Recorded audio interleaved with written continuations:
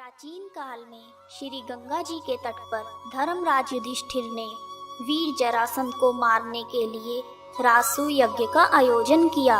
राजसूय यज्ञ करने के लिए युधिष्ठिर तथा अन्य पांडवों ने एक ऐसे यज्ञ मंडप का निर्माण करवाया जो बहुत ही सुंदर होने के साथ साथ अद्भुत भी था। वह इतना मनोरम था कि जल व थल की भिन्नता प्रतीत ही नहीं हो रही थी, यानी जल में स्थल तथा स्थल में जल की भ्रांति हो रही थी।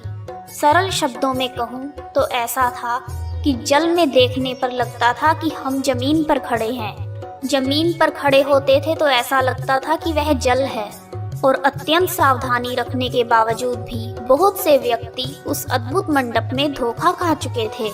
युधिष्ठिर ने राजसूय यज्ञ के लिए कई राजा महाराजाओं को भी आमंत्रित किया था।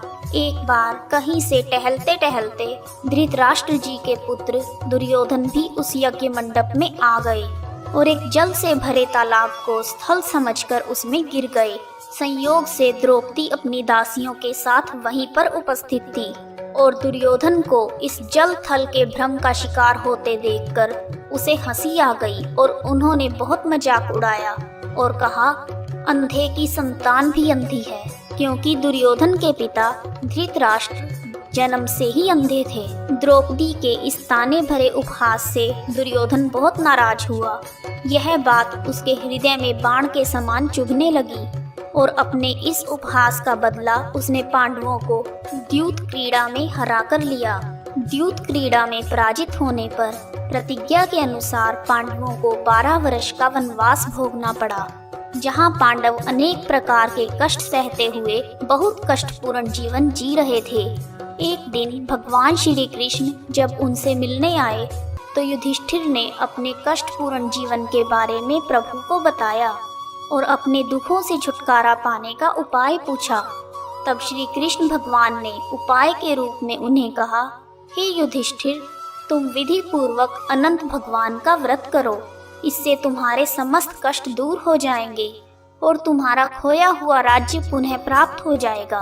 जब युधिष्ठिर ने इस अनंत चतुर्दशी पर किए जाने वाले अनंत भगवान के व्रत के महात्म्य के बारे में पूछा तो इस बारे में श्री कृष्ण ने उन्हें एक कथा सुनाई, जो कि अनंत चतुर्दशी का व्रत करने वाले सभी व्रतधारियों को सुननी चाहिए। यदि कोई व्यक्ति व्रत ना कर पाए तो वह इस कथा के श्रवण मात्र से ही अनंत गुना फलों को प्राप्त कर सकता है।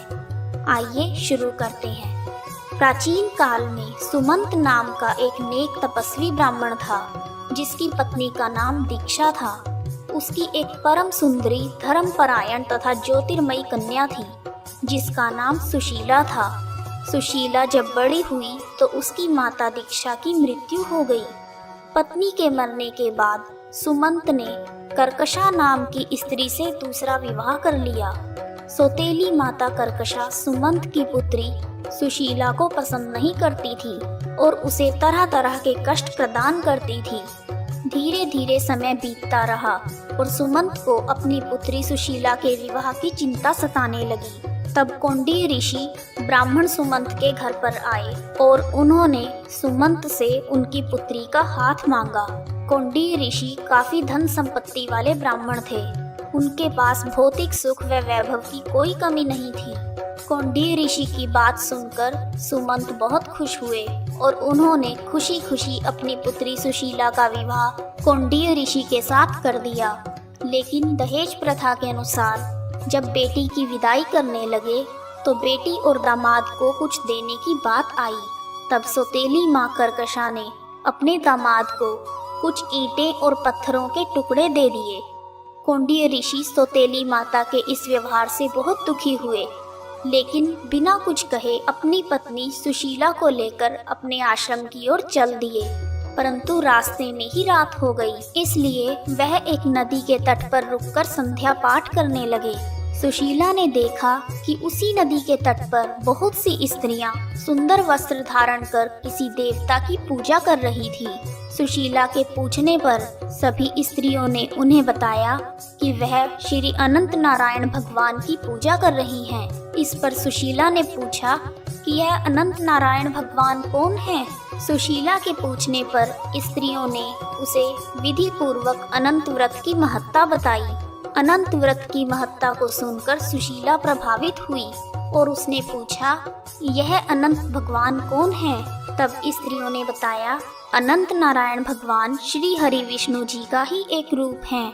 जो भी व्यक्ति अनंत व्रत करता है उसे अनंत गुणा फल की प्राप्ति होती है।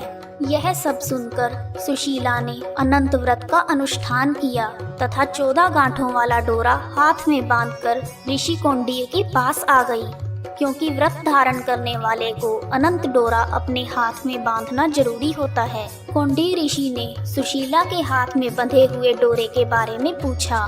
तब सुशीला ने उन्हें सारी बात बताई, लेकिन ऋषि कौंडिन्य को लगा कि सुशीला कोई ऐसा डोरा बांधकर उन्हें अपने वश में करना चाहती है।